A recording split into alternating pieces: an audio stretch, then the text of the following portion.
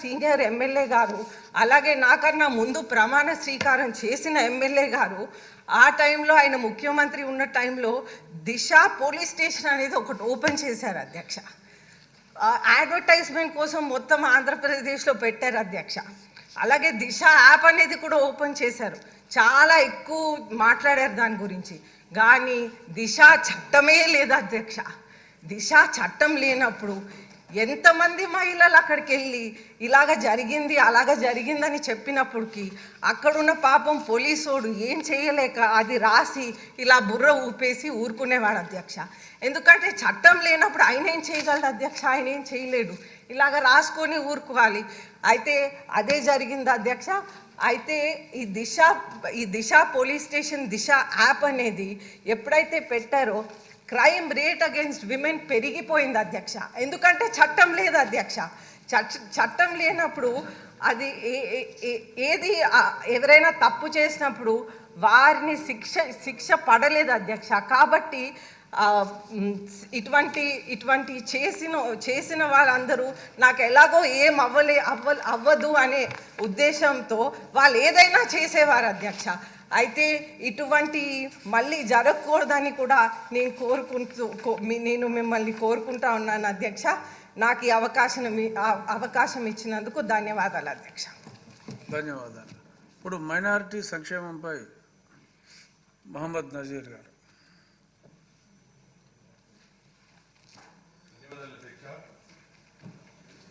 2025-26 బడ్జెట్లో మైనారిటీ సంక్షేమం మీద మాట్లాడేటువంటి అవకాశం ఇచ్చినందుకు ధన్యవాదాలు తెలుపుతూ, ఎంతో నమ్మకంతో రాష్ట్రంలో ఉన్నటువంటి 10% జనాభా ఉన్నటువంటి మైనారిటీలు కూటమి ప్రభుత్వానికి చంద్రబాబు నాయుడు గారి నాయకత్వాన్ని నమ్ముతూ బలపరిచి అత్యధిక మెజారిటీతో గెలిపించినటువంటి పరిస్థితులున్నాయి.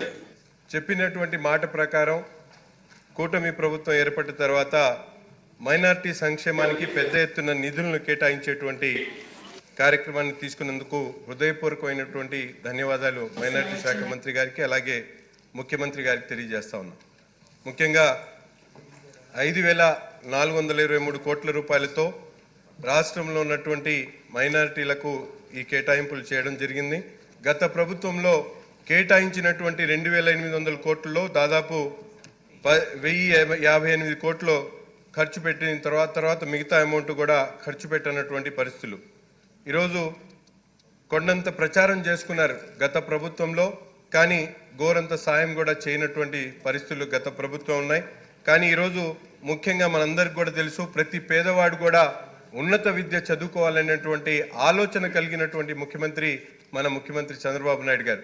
అందుకని ఎవరు ఏ రాష్ట్రంలో ఆలోచించినటువంటి విధంగా పెద్ద ఎత్తున మైనారిటీలో ఉన్నటువంటి చదువుకోవాలనేటువంటి ఆలోచన కలిగినటువంటి ప్రతి ఒక్క విద్యార్థి కూడా ఉన్నత విద్యకు దూరం కాకూడదనేటువంటి ఒక మంచి ఆలోచనతో గతంలో మౌలానా అబ్దుల్ కలాం పేరుతో పెద్ద ఎత్తున విదేశీ విద్య పథకాన్ని ఏర్పాటు చేసినటువంటి పరిస్థితులు.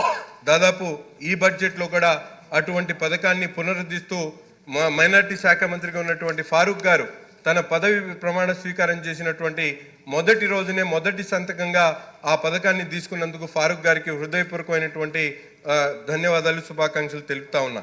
అంతేకాకుండా ఈరోజు మనందరం కూడా చూస్తే ఎన్డీఏ ప్రభుత్వం ఏర్పడిన తర్వాత కూడా అనేక సంక్షేమ కార్యక్రమాలు మైనారిటీల అభివృద్ధి కోసం చేస్తున్నటువంటి తరుణంలో ముఖ్యంగా మనందరికి కూడా పిఎం జన వికాస్ కార్యక్రమం ఏదైతే ఉందో 580 కోట్ల రూపాయలతో ప్రధానమంత్రి జన వికాస్ కార్యక్రమాన్ని తీసుకుంటే రాష్ట్రానికి సంబంధించినటువంటి 178 కోట్లు విడుదల చేయకపోవడంతో గతంలో ఈ పథకం పూర్తిగా నిర్వీర్యమైనటువంటి పరిస్థితులు గమనించి ఈరోజు గౌరవ ముఖ్యమంత్రి గారు ఆ పథకానికి సంబంధించినటువంటి 178 కోట్లతో పాటు అనేక పథకాలు ఈరోజు కేంద్ర ప్రభుత్వం ఏదైతే అటల్ టింకరింగ్ దగ్గర నుండి అలాగే సద్భావన భవన్ల దగ్గర నుండి మైనారిటీల సంక్షేమం కోసం అటుపక్కన కేంద్రం కానీ రాష్ట్ర ప్రభుత్వాలు ముందుకొచ్చి ఇటువంటి కార్యక్రమాలు తీసుకోవడం చాలా సంతోషం అని చెప్పి కూడా తెలియజేస్తా ఉన్నా. ముఖ్యంగా గత ప్రభుత్వంలో ప్రతి ఒక్క మైనారిటీ కూడా పండగ సంతోషానికి దూరం కాకూడదన్న ఆలోచనతో 2014-19లో ఆనాడు గౌరవ ముఖ్యమంత్రి గారు రంజాన్ తోఫా ఇచ్చి ప్రతి కుటుంబాన్ని కూడా కాపాడుకునేటువంటి పరిస్థితి ఉంటే గత ప్రభుత్వంలో రంజాన్ తోఫా ఎత్తివేసినటువంటి దౌర్భాగ్య పరిస్థితిలో గత ప్రభుత్వం ఉంది. అంతేకాకుండా మౌజాన్ ఇమాంలకు 15,000 రూపాయలు ఇస్తానని చెప్పి ఎన్నికల హామీలో చెప్పినటువంటి గత ప్రభుత్వంలో వాళ్ళిద్దరికి కలిపి ఒక్కొక్కరికి 15,000 ఇస్తానని చెప్పి తర్వాత మాట మార్చినటువంటి పరిస్థితులు. గత సంవత్సరంలో నిధులు విడుదల చేయక దాదాపు 45 కోట్ల రూపాయలు నిధులు విడుదల చేయక పెండింగ్ పెట్టినటువంటి నిధుల్ని ఈ 8 నెలల్లో పరిపాలనలోనే మన ముఖ్యమంత్రి గారు 45 కోట్ల రూపాయలు ఒకేసారి విడుదల చేయడంతో పాటు 90 కోట్ల రూపాయలు నిధుల్ని ఈ సంవత్సర బడ్జెట్లో కేటాయించడం కూడా చాలా సంతోషం అని చెప్పి కూడా ఈ సందర్భంగా తెలియజేస్తా ఉన్నా. అంతేకాకుండా 2014-19లో